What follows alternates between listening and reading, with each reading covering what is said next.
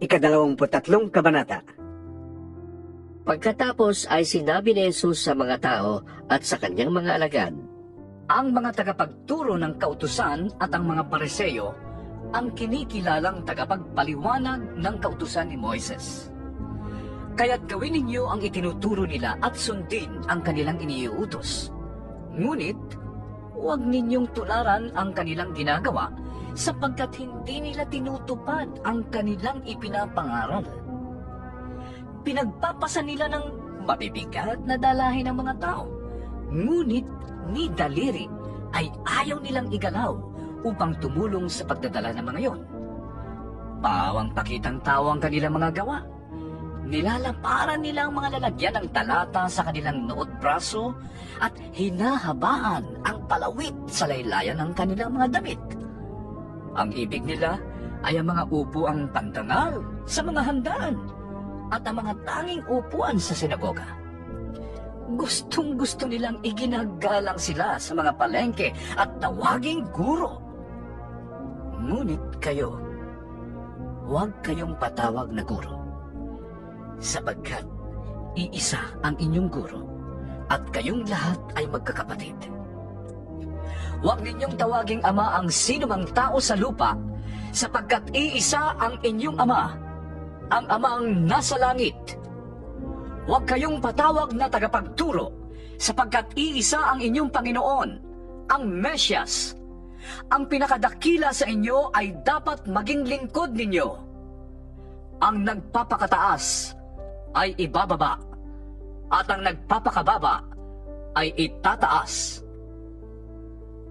Kahabag-habag kayo, mga tagapagturo ng kautusan at mga Pariseo, mga mapagkunwari.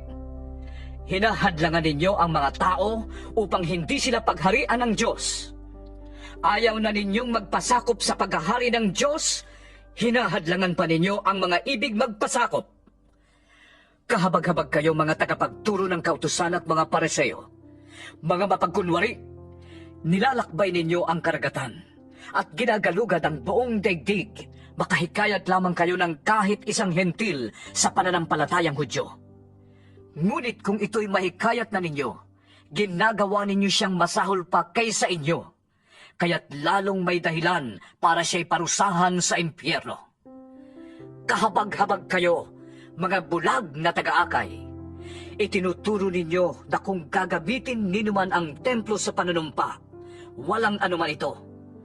Ngunit kung ang gagamitin niya ay ang ginto ng templo, dapat niyang tuparin ang kanyang sumpa. Mga bulag, mga hangal, alin ba ang mas mahalaga? Ang ginto o ang templong nagpapabanal sa ginto? Sinasabi rin ninyo na kung gagamitin ninuman ang dampana sa panunumpa, walang anuman ito. Ngunit kung ang gagamitin niya ay ang handog na nasa dampana, dapat niyang tuparin ang kanyang sumpa. Mga bulag, alin ba ang mas mahalaga? Ang handog o ang dambanang nagpapabanal sa handog? Kaya nga, kapag nanumpa ang sinuman na saksi ang dambana, ginagawa niyang saksi ito at ang lahat ng handog dito. Kapag nanumpa ang sinuman na saksi niya ang templo, ginagawa niyang saksi ito at ang Diyos na nasa templo. At kapag nanumpa ang sinuman na saksi niya ang langit, ginagawa niyang saksi ang trono ng Diyos at ang Diyos na nakaupo doon. Kahabag-habag kayo, mga tagapagturo ng kautusan at mga Pariseo, mga mapagkunwari. Ibinibigay ninyo ang ika-10 bahagi ng naaani ninyong pampalasa ng pagkain. Ngunit kinakaligtaan naman ninyong isagawa ang mas mahalagang turo sa kautusan, ang katarungan, ang pagkahabag, at ang katapatan. Huwag ninyong kaligtaang gawin ang mga ito, kahit na tamang gawin ninyo ang pagbibigay ng ika-10 bahagi ng ani.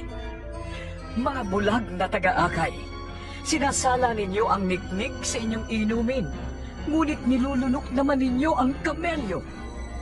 Kahabag-habag kayo, mga tagapagturo ng kautusan at mga Pariseo, mga mapagkunwari. nililinis ninyo ang labas ng tasa at pinggan. Ngunit ang mga yon ay puno ng kasakiman at pagiging makasarili.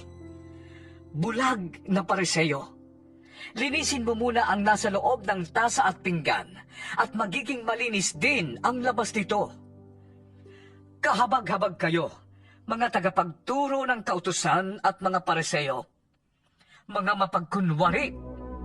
Ang katulad ninyo ay mga libingang pinaputi, magaganda sa labas, ngunit ang loob ay bulok at puno ng kalansay. Ganyan-ganyan kayo. Sa paningin ng tao ay mabubuti, ngunit ang totoo ay punong-puno kayo ng pagkukunwari at kasamaan. Habag-habag kayo, mga tagapagturo ng kautusan at mga Pariseo, mga mapagkunwari. Ipinagpapatayo ninyo ng libingan ng mga propeta at pinapaganda ang mga puntod ng mga taong namuhay ng matuwid. Sinasabi pa ninyo, kung kami sana'y nabuhay sa kapanahunan ng aming mga ninuno, hindi kami sasama sa pagpatay sa mga propeta. Sa sinabi ninyong yan, inaamin na ninyong kayo'y mga anak ng mga nagpapatay sa mga propeta. Sige, tapusin ninyo ang pinasimulan ng inyong mga ninuno. Mga ahas, lahi ng mga ulupong, hindi kayo makakaiwas na maparusahan sa impyerno? Kaya nga, magsusugo ako sa inyo ng mga propeta, mga pantas at mga tagapagturo. Papatayin ninyo ang ilan sa kanila at ang iba'y papako sa krus. Ang iba'y hagupitin ninyo sa inyong mga sinagoga at uusigin sa bayan-bayan. Kaya nga, parurusahan kayo dahil sa pagkamatay ng lahat ng taong pinatay na walang sala, magmula kay Abel hanggang kay Zacarias na anak ni Barakias. Pinatay ninyo si Zacarias sa pagitan ng santuaryo at ng dampanang sunugan ng mga handog. Sinasabi ko sa inyo, ang parusa sa lahat ng mga pagpatay na yon ay mararanasan ng mga taong nabubuhay ngayon. Jerusalem, Jerusalem, pinapatay mo ang mga propeta at pinapato ang mga sinugo sa iyo. Ilang ulit kong sinikap na kupkupin ang iyong mga mamamayan, gaya ng paglukob ng isang inahin sa kanyang mga sisil. Ngunit ayaw ninyo. Kaya't ang inyong templo ay mawawalan ng tao. Sinasabi ko sa inyo, hindi na ninyo ako makikita hanggang dumating ang oras na sabihin ninyo, pinagpala ang dumarating sa pangalan ng Panginoon. 24 na kabanata. Lumabas si Jesus sa templo. Paalis na siya nang lumapit ang mga alagad at itinuro sa kanya ang mga gusali ng templo. Sinabi niya sa kanila, Nakikita ba ninyo ang mga gusaling yan? Tandaan ninyo, darating ang araw na wala riyang matitirang bato sa ibabaw ng ibang bato.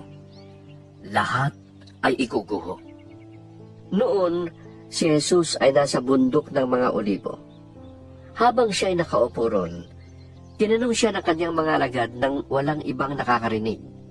Kailan po ba mangyayari mga sinabi nyo?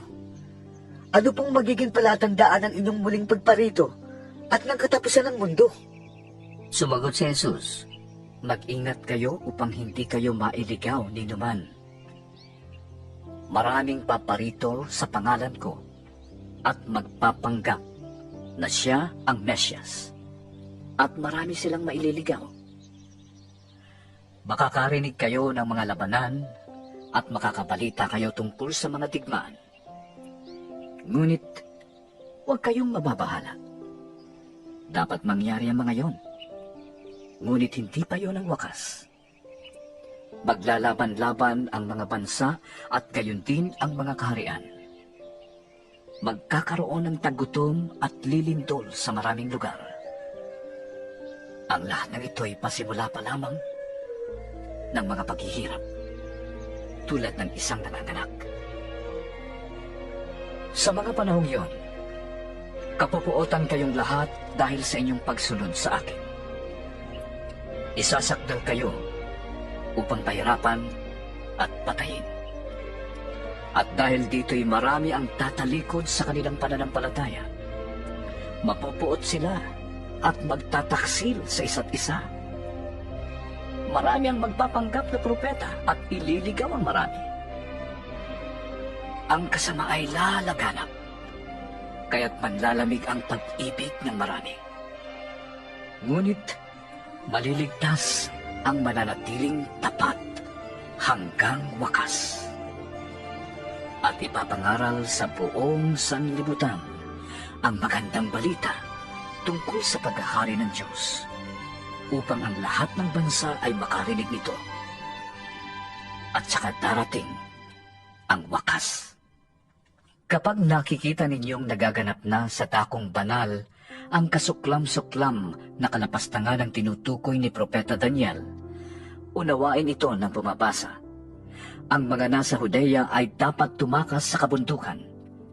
Ang nasa bubong ay huwag nang mag-abala pang kumuha ng kahit ano sa loob ng bahay.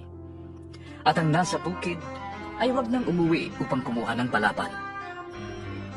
Kawawa ang mga nagdadalang tao at mga nagpapasuso sa mga araw na yon.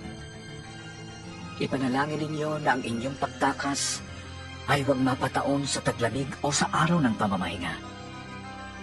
Sapagkat sa panahong yun, ang mga tao ay magdaranas ng napakalaking kapighatiang hindi pa nararanasan mula ng likhain ng sanlibutan hanggang sa ngayon, at hindi na mararanasan pa kahit kailan.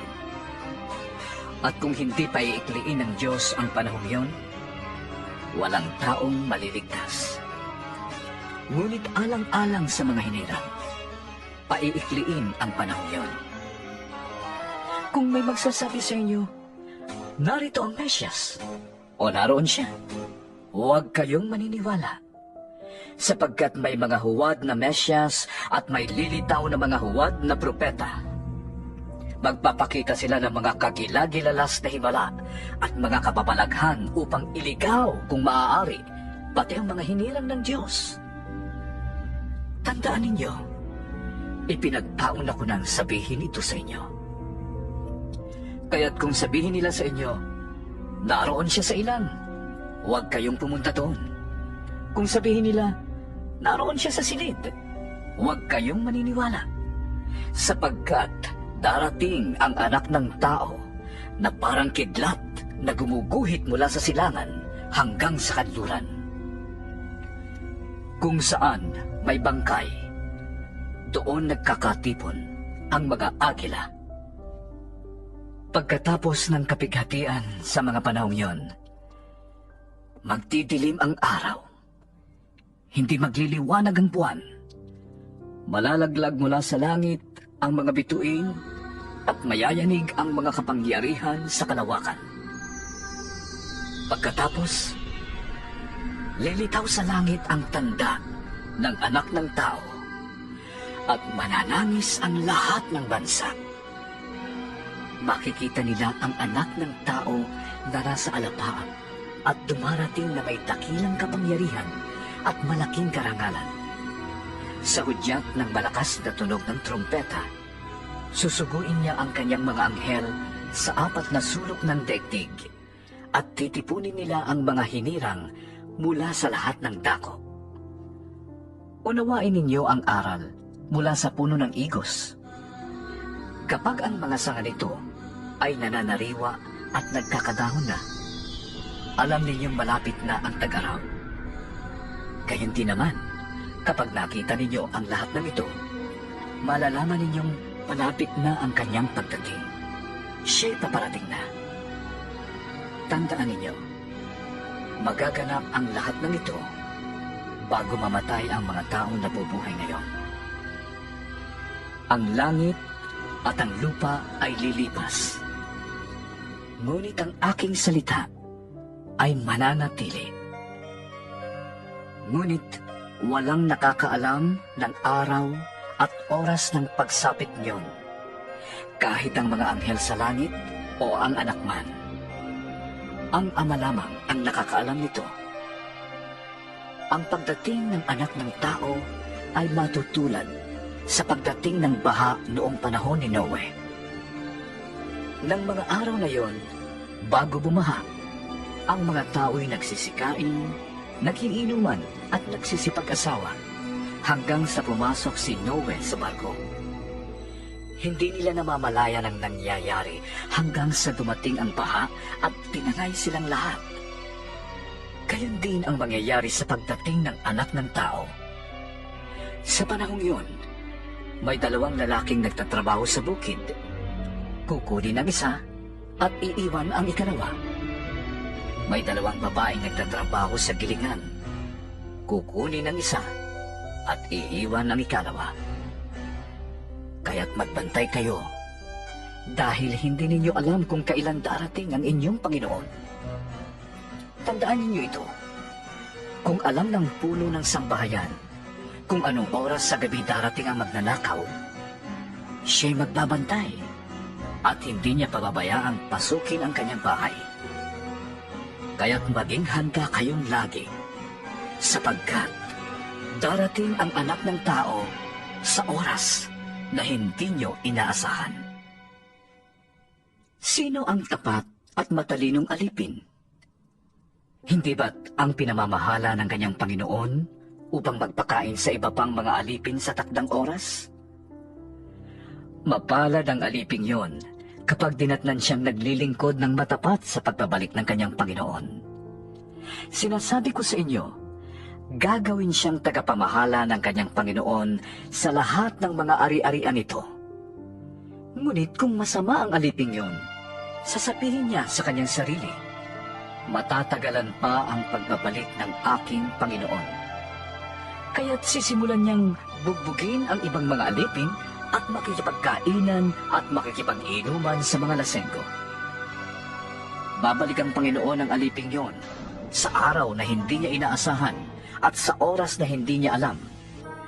Buong higpit na parurusahan siya ng kanyang Panginoon at pagkatapos ay isasama sa mga mapagkunwari. Dooy tatangis siya at magngangalit ang ngipin.